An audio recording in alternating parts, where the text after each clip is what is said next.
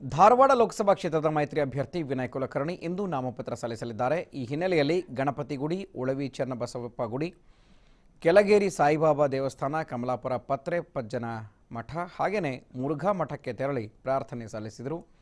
ಬೃಹತ್ ಮೆರವಣಿಗೆ ಮೂಲಕ ಡಿಸಿ ಕಚೇರಿಗೆ ಆಗಮಿಸಿ ಉಮೇದುವಾರಿಕೆಯನ್ನು ಸಲ್ಲಿಸಲಿದ್ದಾರೆ.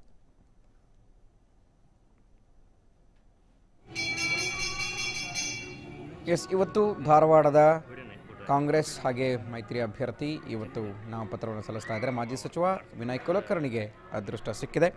ಹಾಗಾಗಿ ಅನೇಕ ದೇವಾಲಯಗಳಿಗೆ ಪೂಜೆ ಸಲ್ಲಿಸಿ ಕೆಲವೇ ಕ್ಷಣಗಳಲ್ಲಿ ನಾಮಪತ್ರವನ್ನು ತಮ್ಮ ಉಮೇದುವಾರಿಕೆಯನ್ನು ಸಲ್ಲಿಸಲಿದ್ದಾರೆ.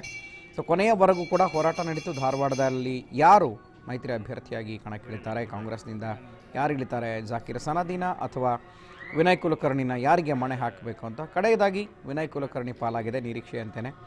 ಹಾಗಾಗಿ ಇವತ್ತು ನಾಮಪತ್ರವನ್ನು ಸಲ್ಲಿಸ್ತಾ ಇದ್ದಾರೆ. ಕೆಲವೇ ಕ್ಷಣಗಳಲ್ಲಿ ಉಮೇದುವಾರಿಕೆಯನ್ನು ಸಲ್ಲಿಸಿ ತಮ್ಮ ವಿದ್ಯುಕ್ತ ಪ್ರಚಾರವನ್ನು ಆರಂಭ ಮಾಡ್ತಾರೆ ಮಾಜಿ ಸಚಿವ ವಿನಯ್ ಕುಲಕರ್ಣಿ. ಕಳೆದ ಬಾರಿ ಕೂಡ ಸ್ಪರ್ಧೆಯನ್ನು ಒಡ್ಡಿದರು, ನಂತರ ಶಾಸಕರಾದರು. ಇದೀಗ ಮತ್ತೆ ತಮ್ಮ ಅದೃಷ್ಟ ಪರೀಕ್ಷೆಯನ್ನು ಒಡ್ತಾ ಇದ್ದಾರೆ.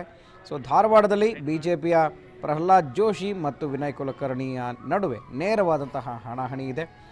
ಇಲ್ಲೂ ಕೂಡ ಸಾಕಷ್ಟು ಕುತೂಹಲವನ್ನು ಮೂಡಿಸ್ತಾ ಇದೆ, ಯಾರು ಇಲ್ಲಿ ಗೆಲ್ತಾರೆ ಈ ಅಖಾಡದಲ್ಲಿ ಅನ್ನುವಂಥದ್ದು. ಯಾಕೆಂದರೆ ಕಳೆದ ಬಾರಿ ಬಿಜೆಪಿ ಜಯಗಳಿಸಿತ್ತು, ಈ ಬಾರಿ ವಿನಯ್ ಕುಲಕರ್ಣಿಗೆ ಚಾನ್ಸ್ ಇದೆ ಅಂತ ಅಲ್ಲಿನ ಜನ ಹೇಳ್ತಾ ಇದ್ದಾರೆ. ನೋಡೋಣ, ಎಲ್ಲವೂ ಕೂಡ ಮೇ 23ನೇ ತಾರೀಕು ಅನಾವರಣ ಆಗುತ್ತೆ.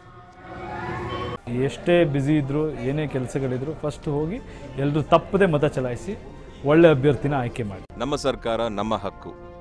ಹಾಗಾಗಿ MP ಎಲೆಕ್ಷನ್ಸ್ ಬರ್ತಾ ಇದೆ, ನಾನು ವೋಟ್ ಮಾಡ್ತಾ ಇದ್ದೀನಿ, ನೀವು ಸಹ ವೋಟ್ ಮಾಡಿ ಈ ಒಂದು ಜವಾಬ್ದಾರಿನ ಸರಿಯಾಗಿ ನಿಭಾಯಿಸ್ಕೊಳ್ಳಿ. TV5 ಅಭಿಯಾನದಲ್ಲಿ ನಾನು ಸಹ ಕೈ ಜೋಡಿಸ್ತಾ ಇದ್ದೀನಿ, ನೀವು ಸಹ ಕೈ ಜೋಡಿಸಿ. ಎಲ್ರಿಗೂ ಒಳ್ಳೆಯದಾಗಿ. ಮತ ಚಲಾಯಿಸಿ, ನಮ್ಮ ಮತ ನಮ್ಮ ಹಕ್ಕು. ಇದು TV5 ಕಳಕಳಿ.